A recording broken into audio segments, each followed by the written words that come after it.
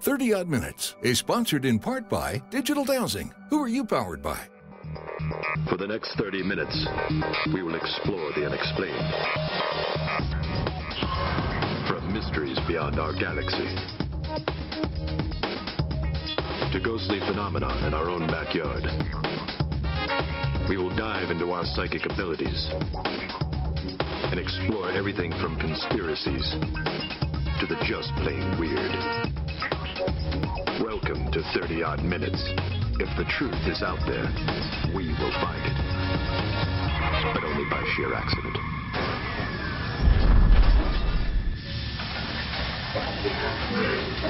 All right, welcome to 30 Odd Minutes Live. Yeah! All right. Look at that.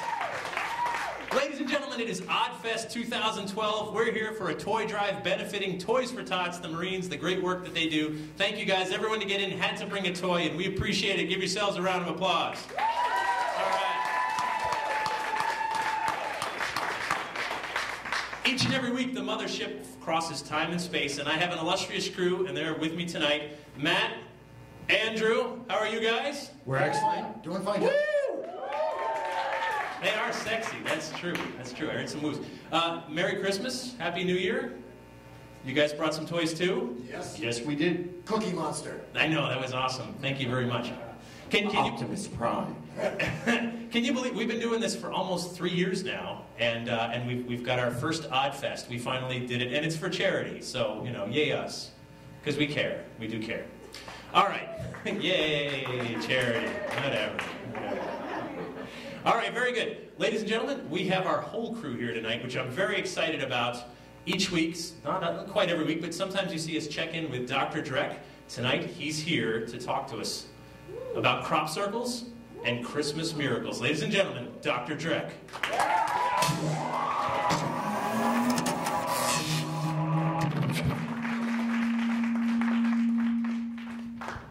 Oh, I forgot what gravity feels like.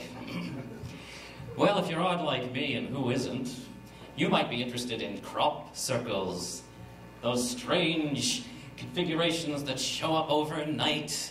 Nobody knows where they've come from, or where they go, or who does them, or if they're alien, or if they're man-made. Nobody knows. But I figured that we are actually looking at them the wrong way. We should be looking at them not as individual things, but as a cohesive whole. So what I've done is I've created a special satellite that I sent out into space, and what it did is it took a couple of pictures of the Earth from a distance and just collated all the crop circles to see what it's really, really trying to show us. Now, I think we've got the first picture. You see that something's forming? Something's forming there. It's getting good now. And the second picture will reveal... I knew there was something phony about those. What have you got to say for yourself, Mr. Belanger? I'm sorry. This ship gives us such great power, and I can't help but abuse it. And speaking of great power and abusing it on this ship, a few months ago, something went horribly wrong with an experiment with Sarah. Dr. Dreck, you tried to teleport her. Not just me, and she volunteered. Listen, the end result is the same. She disappeared into the ether. But I have a surprise for you. What? It occurred to me the other day in the lab that I have DNA samples of Sarah. I don't need to know how you got those. I won't tell you where I got them either. All right.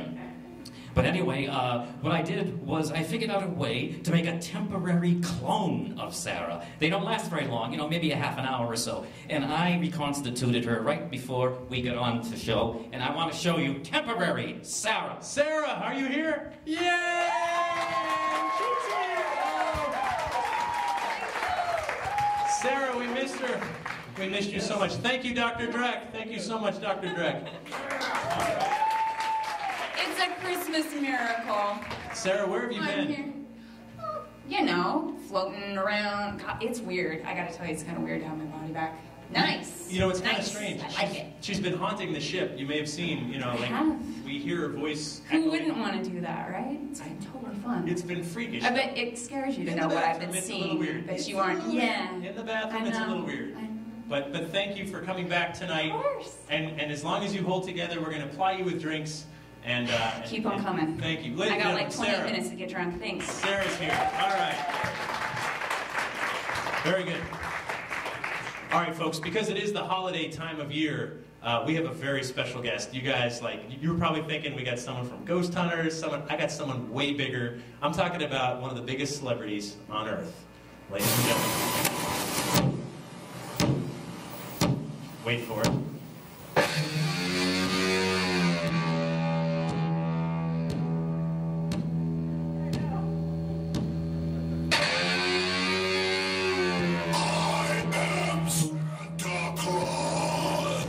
Gentlemen, Santa Claus!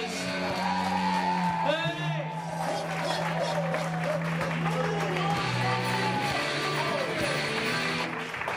Santa, come on over. It's great to have you here. Very non-denomination specific holiday. We appreciate that, Santa.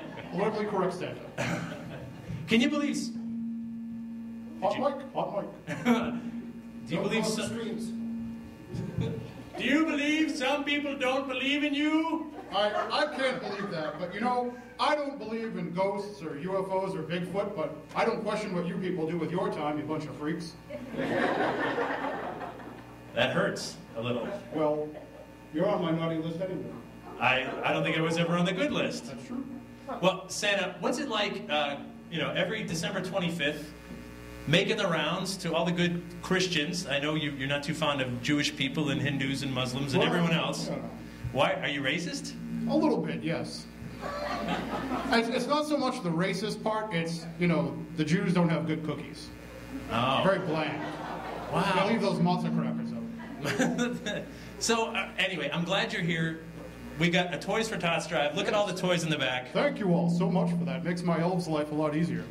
It does, it does. Ladies and gentlemen, Santa Claus, thank you very much. All right. Good to have you here. He is real. He is real. We just saw him. My gosh, that's proof. What more proof do you folks need? Okay, each week we do cover the news, and that's with Andrew Lake, ladies and gentlemen.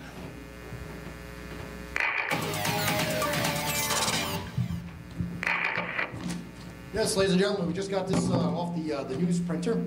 The Catholic Church recently announced that it has established an exorcism hotline in Milan, Italy, the church's largest diocese. Monsignor Angelo Mascheroni has been the chief exorcist in Milan since 1995 and recently told the BBC that they have doubled the number of exorcists from 6 to 12 in order to cope with the huge demand for the Catholic rite. The telephone hotline was set up in order to screen a large volume of requests. It's got me a little curious. Let's give it a call, shall we?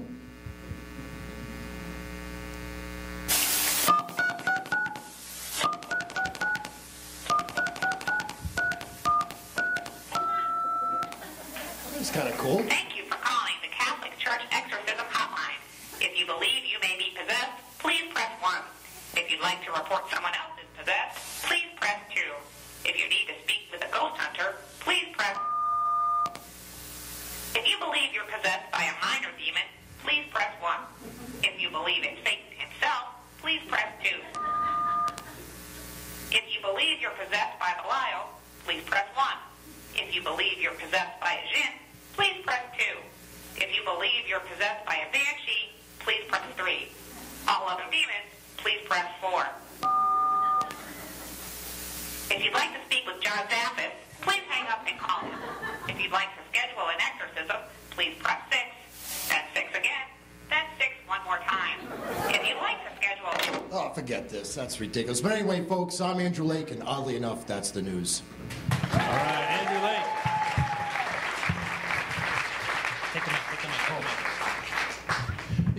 Exorcism is all the rage. Demons are everywhere. Seriously, guys, I know you're investigators. Are you running into this again and again where people are saying, let's skip the ghost investigation, let's jump right to the exorcism? Not that often for me. What about you, Matt? I only have one case currently, and it's the first one in about 4 or 5 years that I've had. And they're saying exorcism? Or ghost. Well, it's something really, really nasty. I don't think exorcism is the point yet, but... Have you ever called the Catholic Church Exorcism Hotline? Yes, but I'm better now. That's awesome. Very good. All right, ladies and gentlemen, I would like to introduce my pleasure, if you wouldn't mind, giving your attention to Carl Johnson. You know him from Ghost Hunters, from Paranormal State, from Animal Planet, and all kinds of other places. You are in for a treat, ladies and gentlemen. Carl Johnson reading The Raven.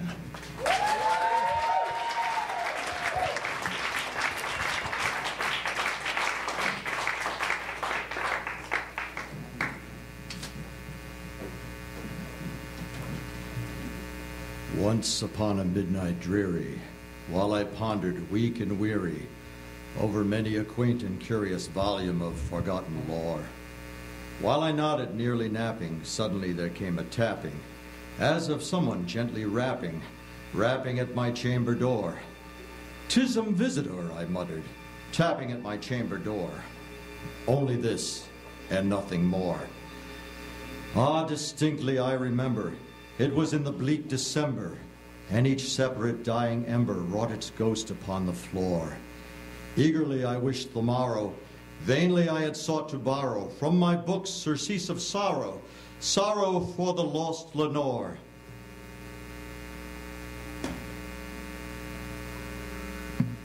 For the rare and radiant maiden whom the angels named Lenore, nameless here forevermore. And the silken, sad, uncertain rustling of each purple curtain thrilled me, filled me with fantastic terrors never felt before, so that now, to still the beating of my heart, I stood repeating, "'Tis some visitor entreating entrance at my chamber door, some late visitor entreating entrance at my chamber door. This it is, and nothing more." Presently my soul grew stronger, hesitating then no longer. "Sir," said I, "or madam, truly your forgiveness I implore. But the fact is I was napping, and so gently came you rapping, and so faintly came you tapping, tapping at my chamber door, that I scarce was sure I heard you. Here I opened wide the door. Darkness there, and nothing more. Deep into that darkness peering, long I stood there, wondering, fearing, doubting, dreaming dreams no mortals ever dared to dream before. But the silence was unbroken, and the stillness gave no token, and the only word there spoken was the whispered word, "Lenore?" This I whispered, and an echo murmured back, "Lenore." Merely this, and nothing more. Back into the chamber turning, all my soul within me burning, soon again I heard a tapping, somewhat louder than before. "Surely," said I, "surely that is something at my window lattice. Let me see, then, what thereat is, and this mystery explore. Let my heart be still a moment, and this mystery explore. 'Tis the wind, and nothing more." Open here I flung the shutter, when with many a flirt and flutter, in there stepped a stately raven of the saintly days of yore. Not the least obeisance made he, not a minute stopped or stayed he, but with mien of lord or lady, perched above my chamber door. Perched upon a bust of Pallas just above my chamber door. Perched and sat, and nothing more. Then this ebony bird beguiling my sad fancy into smiling, by the grave and stern decorum of the countenance it wore. "Though thy crest be shorn and shaven, thou," I said, "art sure no craven, ghastly, grim, and ancient raven, wandering from the nightly shore. Tell me what thy lordly name is, on the night's Plutonian shore." Quoth the raven, "Nevermore." Much I marveled this ungainly fowl to hear discourse so plainly, though its answer little meaning, little relevancy bore. For we cannot help agreeing that no living human being ever yet was blessed with seeing bird above his chamber door, bird or beast upon the sculptured bust upon his chamber door, with such name as Nevermore.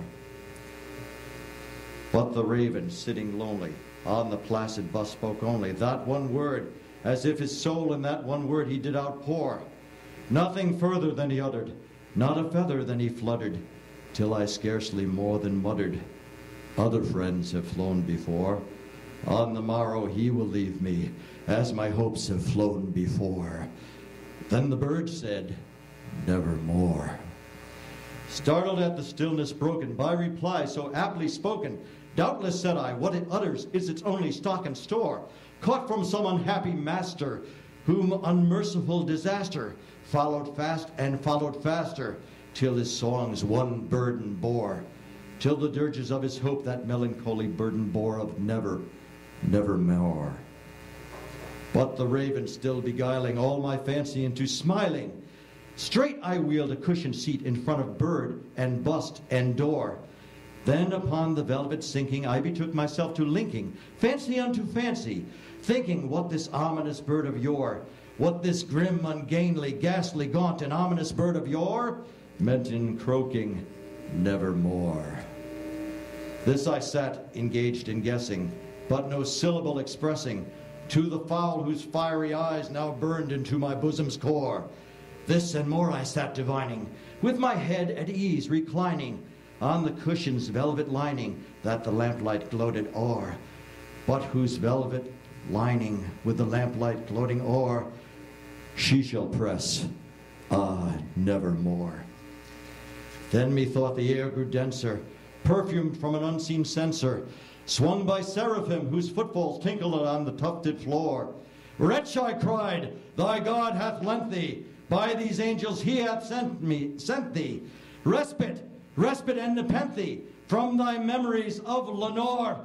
Quaff, oh quaff this kind nepenthe, and forget this lost Lenore. Quoth the raven, nevermore. Prophet, said I, thing of evil, prophet still if bird or devil, whether tempest sent or whether tempest tossed thee here ashore. Desolate, yet all undaunted, on this desert land enchanted, on this home by horror haunted, tell me truly, I implore, is there balm in Gilead? Tell me, I implore. Quoth the raven, nevermore. Prophet, said I, thing of evil, prophet still if bird or devil, by that heaven that bends above us, by that God we both adore, tell this soul with sorrow laden, if within the distant Aidenn it shall clasp a sainted maiden, whom the angels name Lenore, clasp a rare and radiant maiden, whom the angels name Lenore. Quoth the raven, nevermore. Be that word our sign of parting, bird or fiend, I shrieked upstarting, get thee back into the tempest and the night's Plutonian shore. Leave no black plume as a token of that lie thy soul hath spoken. Leave my loneliness unbroken. Quit the bust above my door. Take thy beak from out my heart, and take thy form from off my door. Quoth the raven, nevermore. And the raven still is sitting, never flitting, still is sitting on the pallid bust of Pallas just above my chamber door. And his eyes have all the seeming of a demon's that is dreaming, and the lamplight o'er him streaming throws his shadow on the floor. And my soul from out that shadow that lies floating on the floor shall be lifted nevermore. Carl Johnson. Thank you. Thank you. How awesome was that? Yeah. Carl, come on. There was a time when Christmas time was a time for ghost stories. When women's magazines would publish ghost stories. Remember the Christmas Carol? There was, scary ghost stories and Tales of the Ghost stories. Sing it, if you got it.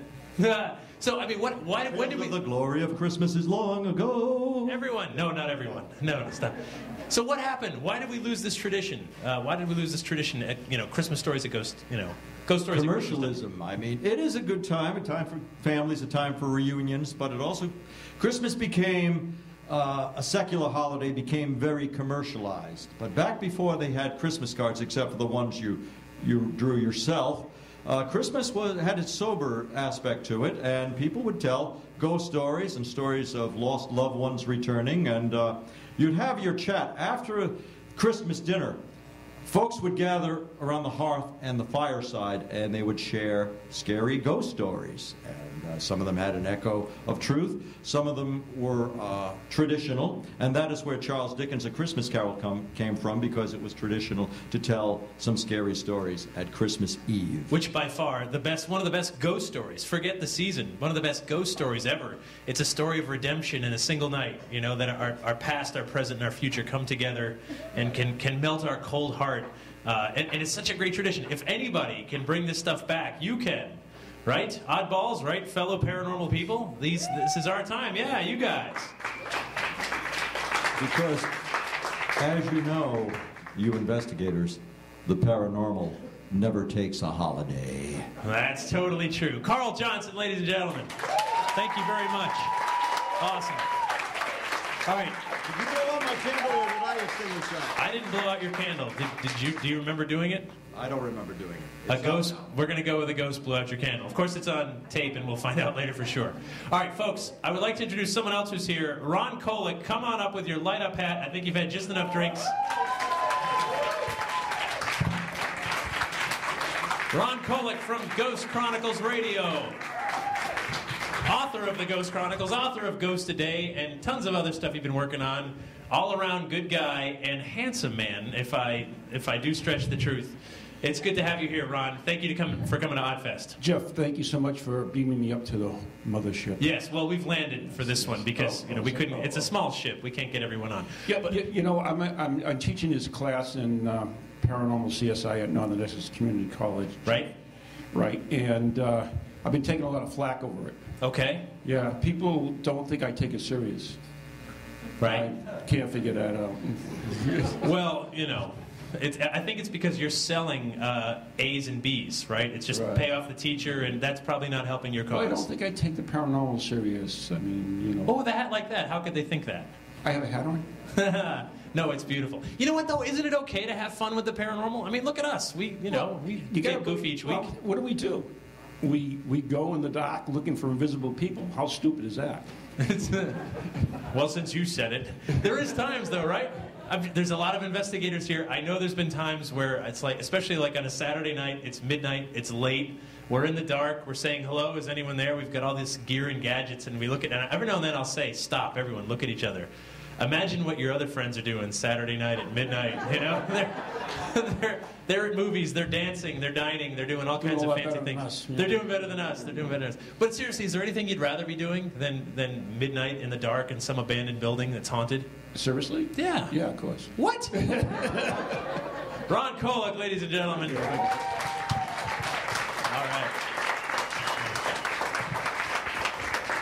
Guys, we have just a few minutes. Gather close, Oddballs. We've never had the whole crew all together for a live show at once. This is very exciting. Come on over, Sarah, too. Share with me a Christmas memory. Sometimes, there really is magic in this holiday, if you think about it. As a kid, you go to sleep, you put cookies out, right? Maybe some carrots and things for the reindeer, and in the morning, the cookies are gone, the carrots are chewed up, and there's presents under the tree. What could be more tangible, more paranormal, supernatural than that? And I've been hooked on the holiday ever since. I think it's a time of year that is absolutely magical. Guys, come on, give me a Christmas memory. Matt? All right. I remember being a kid, about 5 or 6 years old. My father was, let's call him a rather portly individual. And he decided one Christmas evening to be a little bit loud about putting presents under the tree while wearing a certain costume. And of course, when you're 5, 6 years old, that's one of these things like, oh my God. And my question was to him, how did you get in the house? Because we didn't have a chimney. So. How did he get in the house? Santa? He had a key. I have a universal skeleton key. Universal skeleton key. All right, very good. Right. All right, Andrew Lake, same question. How about an early childhood Christmas memory? For those who don't know, my father was a meteorologist in the area, for 61 plus years on the air. And Art Lake, yeah. And for New England, my father had a very accurate percentage rate predicting the weather.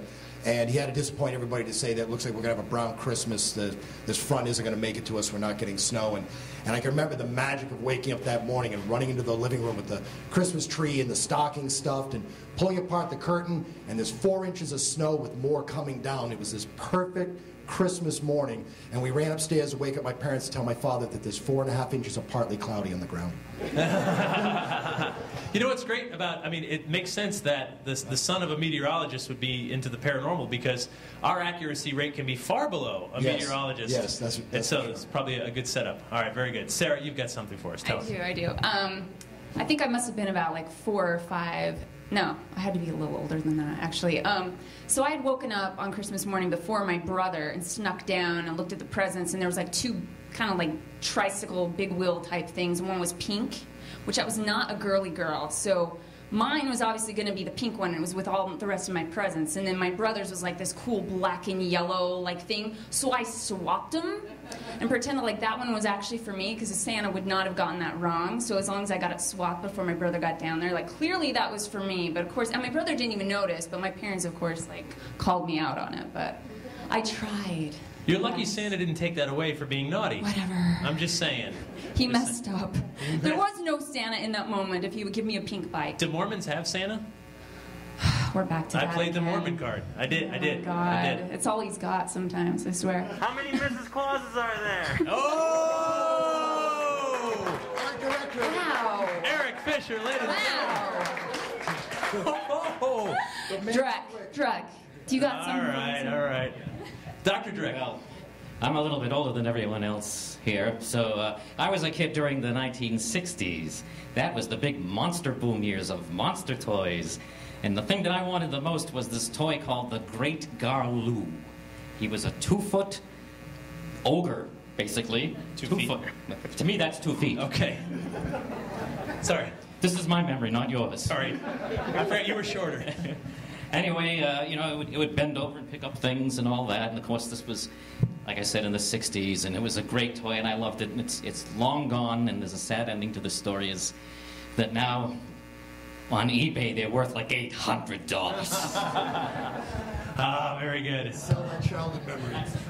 You know what, though? I mean, it's a time of magic, without any question, and it's a time that builds memories forever. I know a lot of us have kids. Some of you brought your kids. Shame on you. I question your judgment as parents, quite frankly. But, it's a time that you're building memories, and it really is a magical time. It's a time to think about the supernatural and the paranormal, and I think it's, and there's no shame in bringing ghost stories back into it, because it was a time for that. It always has been. Do you guys find, also, sadly, it's a time for some people to get rather depressed. I know, shucks. You guys find extra cases this time of year? People start thinking of missing loved ones, calling them up? Yeah, I got one coming up next week, missing loved one. Right, and certainly the holidays remind people of who we miss, especially when it's the first one after someone passes. And I wonder if that can sometimes be a trigger. Have you run into that, Carl? Oh, yeah. For some reason, the winter seems to bring it on, especially, my specialty is demonology. Right. And rarely does it turn out to be an authentic demonic case, but it's usually something unwholesome and sad.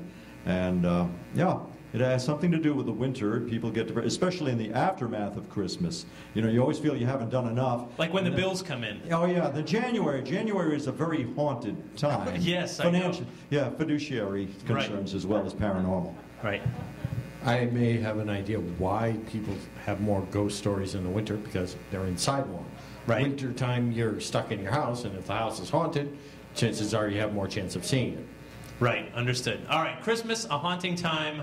Oddfest, a weird place. You are the strangest group of people I've ever seen in one room, and I'm proud to call you our fans, our friends. Thank you, guys. Give yourselves a round of applause. And for all these wonderful oddballs, Carl Johnson, Matt Moniz, Santa Claus, Sarah Coombs, Dr. Dreck, and Andrew Lake. Guys, thank you. Until next time, stay